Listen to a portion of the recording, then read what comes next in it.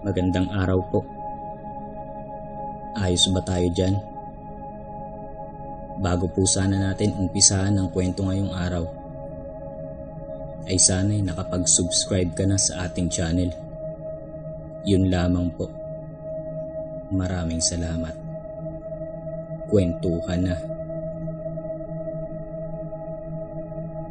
Kasabay pumasok ni Herasco sa banyo ang kaibigang si Francis. Isinara pa niya ang pinto para makatiyak na walang basta-bastang makakapasok. Ilan ba yan? Buo na ba? O by parts pa? Tanong niya agad na nilabas ang cellphone sa bulsa. By parts nga lang tol, pero kumpleto na to saka 5 parts lang naman. Medyo mahaba nga lang, halos nasa 8 minutes mahigit lang ang parts. Inilabas din ni Francis ang cellphone at may kinalikot dito. Hinihingi ni Herasco ang scandal video ng isang FEU student na volleyball player. Ugali na nilang magkaibigan na magpasahan ng mga nudes, kalokohan at ibang mga bagay na nag-viral sa internet. Pagkatapos ay i-upload niya ito sa kanyang Google Drive. Para kung sakaling mabura na sa surface web, may sarili pa siyang kopya at maaari pa niya itong ikalat kung kailan niya gustuhin. Tuwang-tuwa siya nang makuha ang video. Pinanood pa niya agad ang mga ito kahit nasa loob pa ng banyo. Sabay pa silang nagulat nang may kumatok sa pinto. Pagbukas niya, tumumbad ang matandang janitor ng eskwelahan. May bit-bit itong map at balde. Ngumiti na lamang sila rito at lumabas na ng banyo. Nagpunta sila sa silid na walang gumagamit at doon nila pinanood ang kabuuan ng video. Sabi ko sa ito, medyo boring to. Mas okay pa rin yung sa rugby dati. Yun at mas matindi talaga at nilabasan pa ako. Dito medyo hindi naman ako tinigasan eh. Halos puro kalahating katawan lang nilang nakikita at yung pag-ibaba naman hindi nakukuhaan. Kakainis. Komento ni Francis nang matapos nila ang video. Hindi lang sila marunong mag-position sa camera. Mas okay pa pala yung video namin ng girlfriend ko rito. Tumatawang tugon ni Herasco. Katunayan, nakagawa rin ng scandal video si Herasco kasama ang nobya niya. At sila ni Francis pa lang ang may kopya nito. Hindi nga lang niya ito kayang i-upload sa internet dahil ayaw niyang siya naman ang mag-viral sa kahihiyan. Isa pa, kilalang universidad din ang kanyang pinapasukan. Tinitingala rin siya sa UAAP. Ayaw niyang masira ang pangalan ng kanyang eskwelahan kung sakaling pumutok sa media ang skandal niya. Lampas alaunan na ng gabi, abala pa rin si Herasco sa kanyang cellphone. Wala na siyang alam na ibang gawin pero hindi pa rin siya dinadalaw ng antok. Kung saan saang website na lang siya nagpupunta para malibang. Mula sa pag-YouTube hanggang sa mga porn site, ay napunta naman siya sa mga artikulo tungkol sa mga paranormal challenges online. Nakuha ng kanyang atensyon ng ilang mga nakakatakot na online challenge sa internet. Kabilang na ang isang website kung saan makikita ang babaeng nagngangalang si Sabrina. Isa itong uri ng robot na may kakayahang makipag-chat sa mga tao. Ito ang kauna-unahang talking AI app na gawa mismo ng Pilipinas. Ngunit mabilis na tinanggal sa merkado ang app na ito matapos kumalat ang mga bad reviews tungkol dito. Ayon sa mga nakagamit ng app noong 2016, kapag nagtagal ay bigla na lang daw magtatanong ng mga personal na bagay ang AI na si Sabrina. Kabilang na sa mga tinatanong nito ay kung may karanasan na raw ba sa sex ang isang tao. Nagtatanong din ito ng mga mahalagang bagay gaya ng bank accounts, family background, home address, work experience at marami pang iba. Ang nakakagulat pa rito, alam na alam daw ng app kapag nagsisinungaling o nagbibigay ng peking impormasyon ang mga taong makakausap nito. Nagmumura daw ito at nagbabanta pa sa mga taong hindi nito nagugustuhan.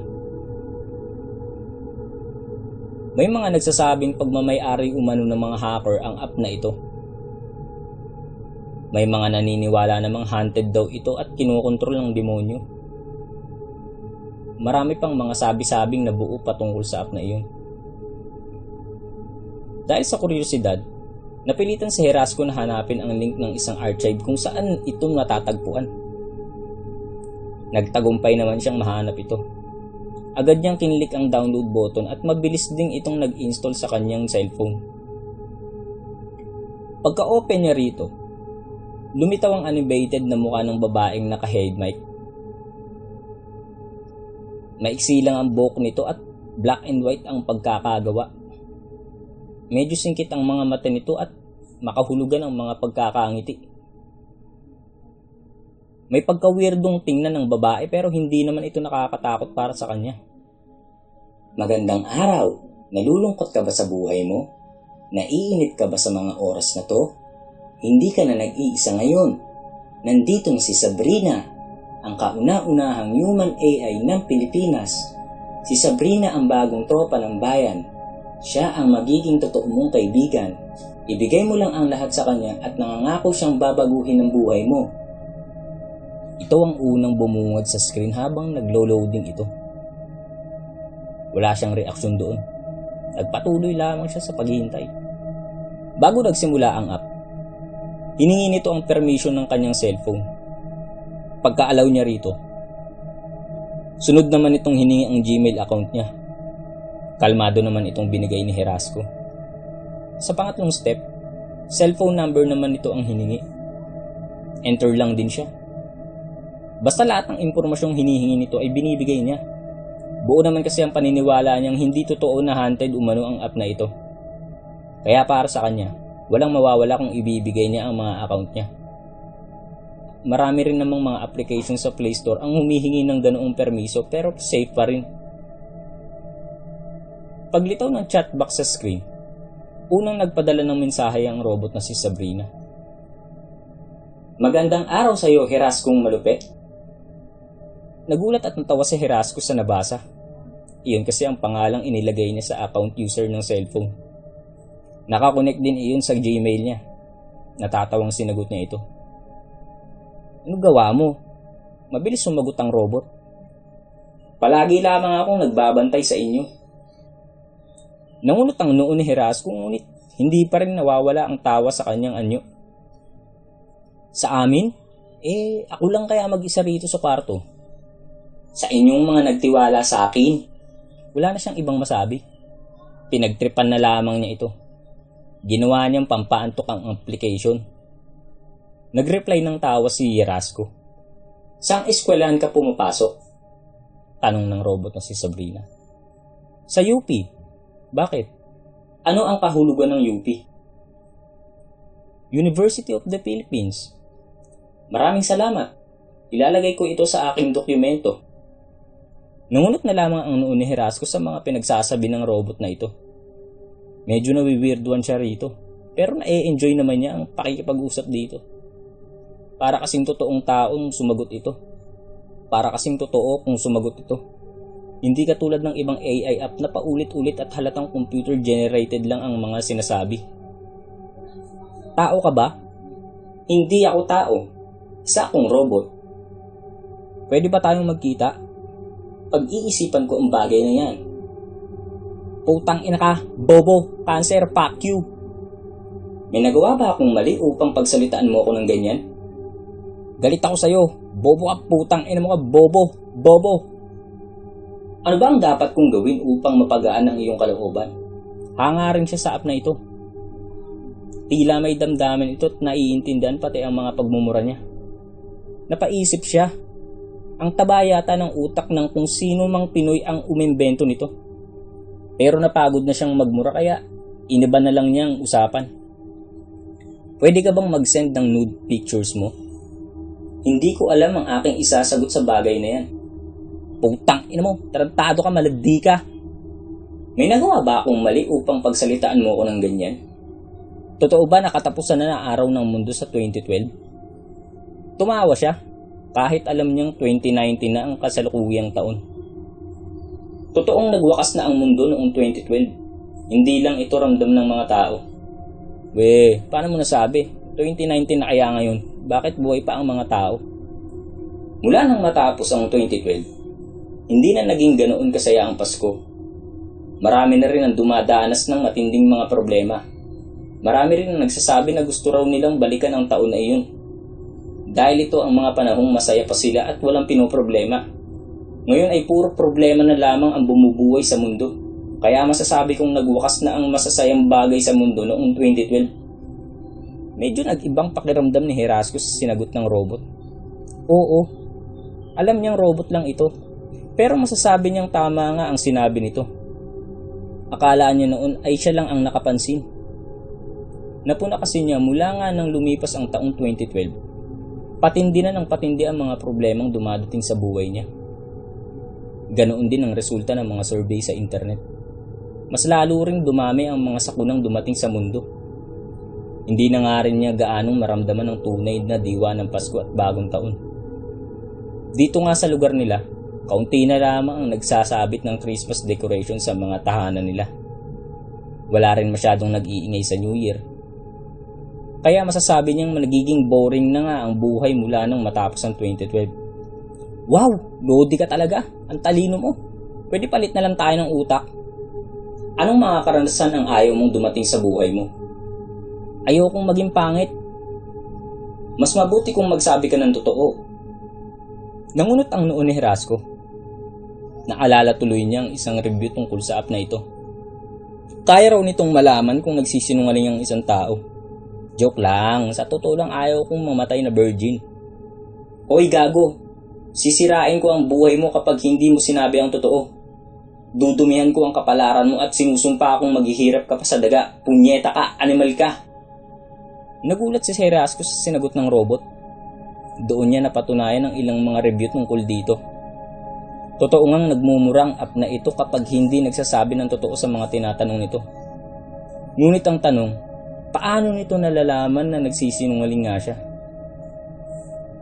Base sa tanong nito kanina, ang unang bagay na pumasok sa kanyang isip ay ang pangalan niya.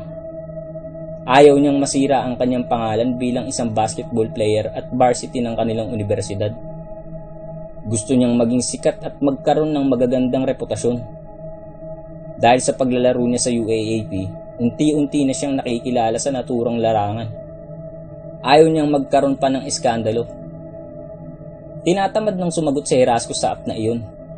Nakaramdam na rin siya ng antok kaya agad niyang binitawan ng cellphone at inilapag sa tabi ng unan. Pagkalatag niya ng kumot sa katawan ay pinikit na niya ang mata at hinayaang lamunin ng antok. Pagpasok ni Herasco sa eskwelahan, nagtaka siya dahil pinagtitinginan siya ng mga estudyanteng nadadaanan. Nang magkita sila ng kaibigang si Francis, maging ito ay iba ang reaksyon sa kanya. Tulaman, bakit mo in-upload? Nag-alala ang mukha ni Francis. Naguluhan si Herasco. Anong sinasabi mo? Bakit mo nilabas yung video ni Cindy? Gago ka ba? Viral ka na ngayon. Ang dami nang nakakapanood sa inyo. Pati ako nadamay pa. Naalimutan mo na yatang ako ang nagbibideo sa inyo. Dinig din sa maraming parts yun ng boses ko. May mga nakakilala na rin tuloy sa akin dahil doon. Tangina naman tulo. Dismayadong pahayag ng kaibigan. Nanlaki ang mga mata ni Herasco. Biglang kumabog ang kanyang dibdib. Putang ina. Napatapik siya ng noo at nagpalakad-lakad. Ano ba? Bakit? Bakit, Gwisit? Bakit hindi ko alam? Patingin nga. Pinakita sa kanya ng lalaki ang full video nila ng kasintahan na naka-upload sa isang private Facebook group. 3 segundo lang ang itinagal niya sa pagtitig sa screen. Agad siyang bumitiw ng tingin dahil hindi niya kayang makita ang sariling skandal. Sumikit ang dibdib niya. Parang mawawalan siya ng hininga. Bumigay ang mga tuhod niya at napilitang umupo sa isang tabi. Dismayadong hinawakan niya ang ulo at nanggigigil ang kabilang kamao. Shit! Fuck! Bigla niyang naalala ang Sabrina app na i-download niya kagabi. Wala nang ibang pwedeng magkalat sa video na yun, kundi yun lang. Naalala niyang hinihingi rin nito ang kanyang Gmail account para magsilbing login process sa app. Ang Gmail niya ay nakakonekta sa maraming mga account sa kanyang social media. Kabilang na ang Google Drive kung saan naka-upload ang kopya ng skandal nila ng nobya. Maaaring doon nakuha ng app ang tinatago niyang video. Doon niya napatunayang totoo nga ang lahat ng mga review na nabasa niya sa app na iyon. Kung hacker man o demonyo ang nagpapagana rito, wala na siyang pakialam. Ang gusto lang niya ay mabura na sa internet ang video niya. Ngunit malabong mangyari iyon dahil hindi naman niya iyon mapipigilan ang pagkalat nito. Hindi niya halos ma-imagine ang magiging reaksyon ng mga estudyante ng ibang universidad na kalaban niya sa sports. Paniguradong wala na siyang mukhang maihaharap sa susunod na season ng UAAP dahil sa scandal niya. Paano lang ang basketball career niya? Kahit saang event siya maglaro, siguradong ang issue pa rin ang maaalala ng mga tao sa kanya. Ibig niyang maiyak ng mga sandaling iyon. Sa labis na init ng ulo ay padabog siyang lumabas ng eskwelahan para umuwi. Nakayuko na nga lang siya habang naglalakad dahil hindi niya kayang tingnan ang reaksyon ng mga tao sa kanya. Habang naglalakad patungo sa sasakyan, biglang may itim na sasakyang humarang sa kanya. Nahinto siya at tinitigan ito. May 3 lalaking naka-formal attire ang bumaba sa sasakyan at lumapit sa kanya. Bago pa man siya makagawa ng aksyon, tinakpan na ng mga ito ng panyo ang bibig niya hanggang sa mawalan siya ng malay dahil sa gamot na inilagay rito. Paggising niya, natagpuan niya ang sariling nakahiga at nakatali ang buong katawan sa isang kama. Paglingon niya sa paligid, nasa isang laboratorio siya ng punong-puno ng malalaki at maiingay na makina. Bagya siyang kinalabutan sa mga makinang iyon dahil parang gusto siyang lamunin sa laki at ingay ng mga ito. Pagsulyap naman niya sa harap, nakita niya ang iba pang mga lalaking naka-formal attire at abalang nagtatrabaho sa harap ng malaking computer. Sa tabi ng computer ay may isang iskaparating puno ng wire sa bandang ilalim. Nagulat siya nang mapagtanto kung ano ang nasa loob nito. Isang tao. Tao na kamukhang kamukha niya. Wala nga lang itong damit pero ang anyo nito ay kopyang-kopya ang mukha niya. Mas lalo pa siyang nagulat sa nakita sa computer screen. Nakadisplay roon lahat ng mahahalagang impormasyon na ibinigay niya sa app kagabi.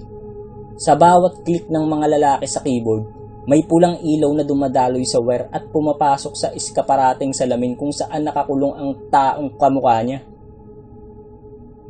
Base sa mga nakikita, parang nagkakaroon na siya ng ideya kung ano ang nangyayari.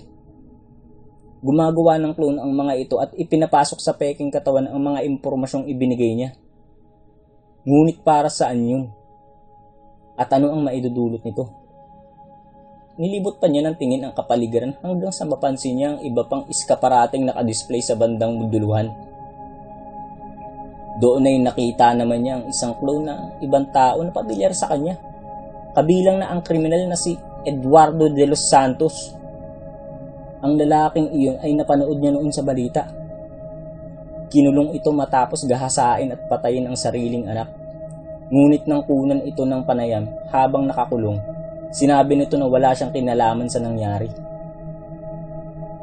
Noong mga panahong pinatay daw ang kanyang anak ay wala siya sa bahay dahil naghahanap siya ng trabaho. Pag-uwi niya ay nagtaka na lang siya dahil patay na ang bata at dinakip agad siya ng mga pulis. Kahit mamatay man daw siya, wala raw talaga siyang kinalaman sa nangyari. Hindi nga raw niya maintindihan kung bakit siya pinagbibintangang pumatay sa sariling anak.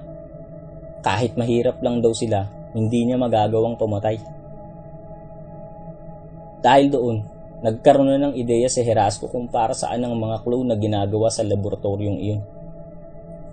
Sa pamamagitan ni Sabrina app, nakukuha ng mga sindikato ang impormasyon ng taong nagda-download nito. Ang kanilang ginagamit upang makalikha ng clone ng kamukha ng biktima.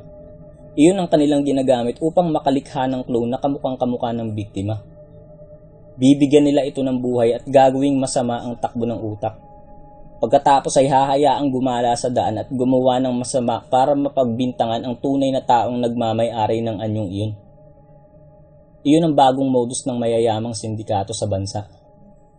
Kumikita rin sila rito minsan, lalo na kapag pati ang mga bank account at credit card ay ibinibigay ng nauto nilang biktima. Gustong magalit ni Herasco sa sarili. Hindi niya maintindihan kung bakit nagpauto siya sa app na iyon. Kung tutuusin, napakalaki ng universidad na pinapasukan niya. Binansagan pa silang mga scholar ng bayan, pero bakit ngayon lang siya naging tanga? Kung kailan gagraduate na siya sa kursong law ay saka pa humina ang utak niya. Hindi niya maintindihan ang sarili. Naguguluhan siya, nalilito, nababaliw, ewan niya. Basta ng mga sandaling iyon, naiiyak na lang siya. Hindi niya na alam kung makakalabas pa ba siya ng buhay sa lugar na iyon. Isinuko na lang niya sa itaas ang mga natitirang oras. Kasalukuyang gumagawa ng assignment si Francis ng araw na iyon. Sa kabilang tab ay tumunog ang kanyang Facebook account. Pagsilip niya rito, nagulat siya nang makatanggap ng mensahe galing kay Herasco Postino. Nangunot ang noo niya. Nakakulong na ang kanyang kaibigan ng mga panahong iyon sa salang pagpatay sa sariling mga magulang. Paano pa nito magagawang mag-message sa kanya? Binuksan pa rin niya ang mensahe. Binati siya ng kaibigan at may ibinigay itong link. Subukan daw niyang gawin ang challenge na iyon. Marami na raw sumubok nito at nag-enjoy. Wala sa loob na pinindot niya ang link. Dinala siya nito sa isang website na ang pangalan ay Sabrina. May larawan ng nakaitim na babae sa loading screen at sa bandang ibaba ay may pabati pang nakalagay. Magandang araw. Nalulungkot ka ba sa buhay mo? Naiinip ka ba sa mga oras na to? Hindi ka na nag-iisa ngayon. Nandito na si Sabrina, ang kauna-unahang human AI ng Pilipinas. Si Sabrina ang bagong tropa ng bayan. Siya ang magiging totoo mong kaibigan. Ibigay mo lang ang lahat sa kanya at nangangako siyang babaguhin ang buhay mo.